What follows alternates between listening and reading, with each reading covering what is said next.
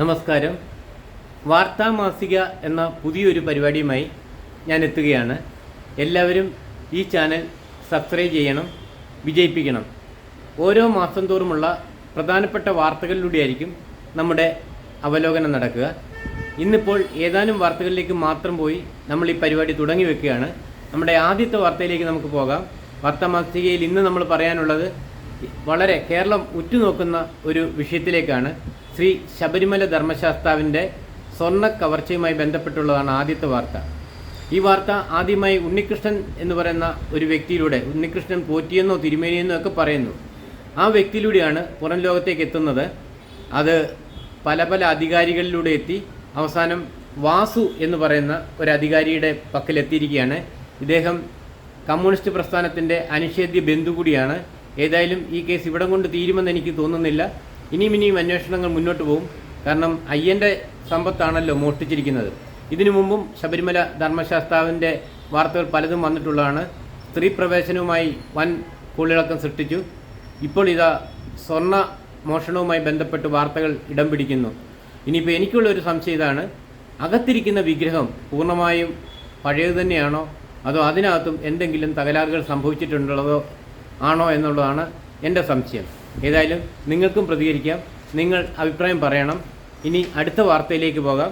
അടുത്തതായി നമ്മൾ നോക്കിയിരുന്നത്, കേരളം മുഴുവൻ ഉറ്റുനോക്കിയിരുന്ന രണ്ടാമത്തെ പ്രധാന വാർത്ത ഇതാണ്. ഏഷ്യാനെറ്റിലൂടെ തുടർ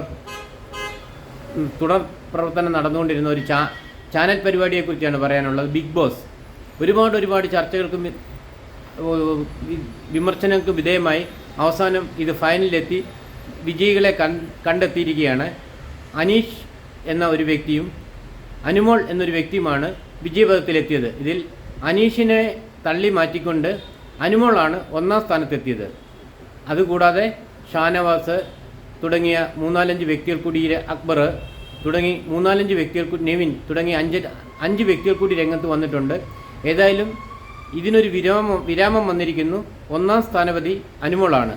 ഇനിയിപ്പോൾ മാധ്യമങ്ങൾക്കൊരു ഉത്സവമാണ്.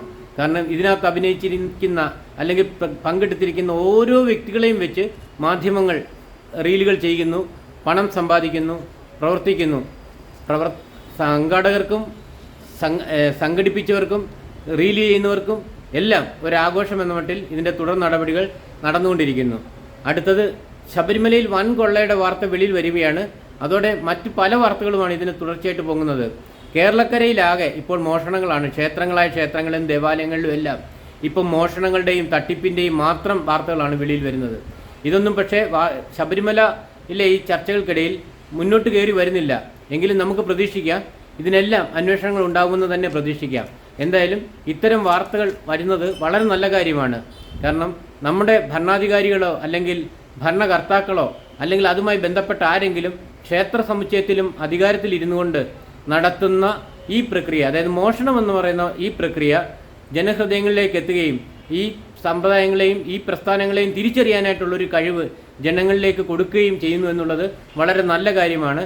ഇനി തട്ടീരിൻ്റെ ഒരുപാട് കഥകൾ, പല ക്ഷേത്രങ്ങൾ, ശബരിമല, ഗുരുവായൂര്, കൂടൽമാണിക്യ ക്ഷേത്രം എന്ന് വേണ്ട ഇങ്ങനെ പല ശാസ്താംകോട്ട ക്ഷേത്രം, പല ക്ഷേത്രങ്ങളെക്കുറിച്ചും വാർത്തകൾ വെളിയിൽ വരുന്നുണ്ട്. ഇതെല്ലാം നമുക്ക് കാത്തിരിക്കാം, എങ്ങനെയായി തീരുമെന്നറിയാം. അടുത്ത വാർത്തകളെക്കുറിച്ച് പറയുമ്പോൾ, കേരളത്തിൽ അധികാര കൈമാറ്റത്തിനൊരുങ്ങുകയാണ് ഇന്നത്തെ ചുറ്റുപാടുകൾ. അതായത് അടുത്ത ഇലക്ഷൻ പ്രഖ്യാപിച്ചു കഴിഞ്ഞിരിക്കുന്നു. അതായത് പഞ്ചായത്ത്, ബ്ലോക്ക്, പിന്നെ തുടങ്ങിയ സ്ഥലങ്ങളിലേക്ക് ഉള്ള ഇലക്ഷനാണ് ഇനിയിപ്പോൾ നടക്കാൻ പോകുന്നത്. പഞ്ചായത്ത് തലത്തിൽ, ബ്ലോക്ക് തലത്തിൽ, പിന്നെ നടക്കുന്ന ഈ ഇലക്ഷനോടൊപ്പം തന്നെ നമ്മുടെ മുനിസിപ്പാലിറ്റികളിലും എല്ലാം ഇലക്ഷൻ നടക്കും. ഈ ഇലക്ഷനിൽ ആര് ജയിക്കും, ആര് തോക്കുമെന്നുള്ള ഒരു തത്രപ്പാടിലാണ്. സത്യം പറഞ്ഞാൽ നേതാക്കന്മാരായിട്ട് ആരുമില്ല. കിട്ടുന്നവരെ പിടിച്ച് നേതാക്കന്മാരാക്കുന്ന ഒരു സമ്പ്രദായമാണ് ഇന്ന് നിലനിൽക്കുന്നത്. കാരണം രാഷ്ട്രീയ തമ്മിത്തല്ല് എന്ന് പറയുന്ന പോലെ വിവിധ പാർട്ടികളുണ്ട്. ഓരോ പാർട്ടികളും നേതൃസ്ഥാനത്തിന് വേണ്ടിയുള്ള അംഗങ്ങളുടെ തമ്മിലടിയിൽ ബന്ധപ്പെടുമ്പോഴത്തേക്ക് യഥാർത്ഥ നേതാക്കന്മാരെ കണ്ടെത്താനും നിർത്തി മത്സരിപ്പിക്കാനും പറ്റുന്നില്ല എന്നുള്ള വലിയൊരു പോരായ്മയുണ്ട്. ഇതിലുപരി ജനങ്ങൾ മടുത്തു. ജനങ്ങൾക്ക് എന്നാണ് ഒരു നല്ല ഭരണം വരിക, എന്നാണ് നല്ലൊരു മാറ്റം വരിക എന്നുള്ള ഉത്കണ്ഠയോടെ കാത്തിരിക്കാമെന്നല്ലാതെ ഇതിന് ശക്തമായൊരു മറുപടി കിട്ടാനും പോകുന്നില്ല. ഈ ഒരു അവസരത്തിൽ നമുക്കിപ്പോൾ പ്രഖ്യാപിതമായ ഇലക്ഷൻ, അതായത് പഞ്ചായത്ത് തലത്തിൽ തുടങ്ങി ബ്ലോക്ക് തലത്തിലേക്കും മുനിസിപ്പാലിറ്റി തലത്തിലേക്കും പോകുന്ന ഈ ഇലക്ഷനെക്കുറിച്ച് നമുക്ക് കാത്തിരിക്കാം. ആര് ജയിക്കും, ആര് തോക്കും, ആര് ഭരിക്കും, എങ്ങനെ ഭരിക്കും, എന്ത് ഭരിക്കും എന്നുള്ള ഒരു ഉത്കണ്ഠയോടെ നമുക്ക് കാത്തിരിക്കാം. കാരണം അത്രയ്ക്ക് രസകരമാണ് നമ്മുടെ ഇന്നത്തെ രാഷ്ട്രീയ തലങ്ങൾ. അതായത് തമ്മിലടി തലങ്ങളാണ് ഇന്ന് കാണുന്നത് മുഴുവൻ. അതിനിടയ്ക്ക് മോഷണവും അങ്ങനെയുള്ള കുറേ വാർത്തകൾ വേറെയും ഇങ്ങനെ വാർത്തകൾ പോകുന്നു. ഇത്തരം വാർത്തകളെല്ലാം നമുക്കിനി തുടർ പരിപാടികളിൽ കാണാൻ പറ്റും. ഒരു മാസം വരുന്ന പ്രധാന വാർത്തകളെല്ലാം നമ്മളിവിടെ ചർച്ച ചെയ്യപ്പെടുന്നതായിരിക്കും. അതുകൊണ്ട് നിങ്ങൾ ചെയ്യേണ്ടതാണ്, ഈ ചാനൽ നിങ്ങൾ രക്ഷപ്പെടുത്തി വിടണം, സബ്സ്ക്രൈബ് ചെയ്യണം, നിങ്ങളും ഇതിനകത്ത് പ്രതികരിക്കണം, സഹകരിക്കണം, കാണണം, പിന്നെ അഭിപ്രായങ്ങൾ അറിയിക്കണം. ഈ ചാനൽ നമ്മൾക്ക് വിജയിപ്പിച്ച് മുന്നോട്ട് കൊണ്ടുപോകാനായിട്ടുള്ള എല്ലാ സാഹചര്യങ്ങളും ഉണ്ടാക്കി തരണമെന്ന് അഭ്യർത്ഥിക്കുന്നു. ഇനി പറയാനുള്ളത് കലാരംഗത്തെക്കുറിച്ചാണ്. നമ്മുടെ കലാരംഗത്ത് ഇന്നിപ്പോൾ സംഗീത മേഖലയെക്കുറിച്ച് നമുക്കൊന്ന് നോക്കാം. സംഗീത മേഖലയിൽ നോക്കുകയാണെങ്കിൽ അതിസുന്ദരമായ ശബ്ദമാധുര്യമുള്ള ഒരു ശബ്ദം ഇന്നുണ്ട്. ഘനത്വം കുറഞ്ഞ് വളരെ ഹൃദ്യമായ ശബ്ദം. ട്യൂണിംഗ് ഫോർക്ക് കമ്പനം ചെയ്ത് വെക്കുമ്പോൾ ശബ്ദം മുഴങ്ങും. ആ ശബ്ദത്തിനൊരു പ്രത്യേകതയുണ്ട്. അതിന് ഏറ്റക്കുറച്ചിലുകളോ വൈബ്രേഷനുകളോ വേരിയേഷനുകളോ ഒന്നുമില്ല. പരുക്കൻ മട്ടിലുമല്ല. അതീവ ഹൃദ്യമായി സുന്ദരമായിട്ട് ആ ശബ്ദം അതിൻ്റെ മുഴക്കം തീരുന്നവരെ മുഴങ്ങിക്കൊണ്ടേയിരിക്കും. അതുപോലെ ഇമ്പമുള്ളൊരു സ്വരത്തിൻ്റെ ഉടമസ്ഥൻ ഇവിടെയുണ്ട്.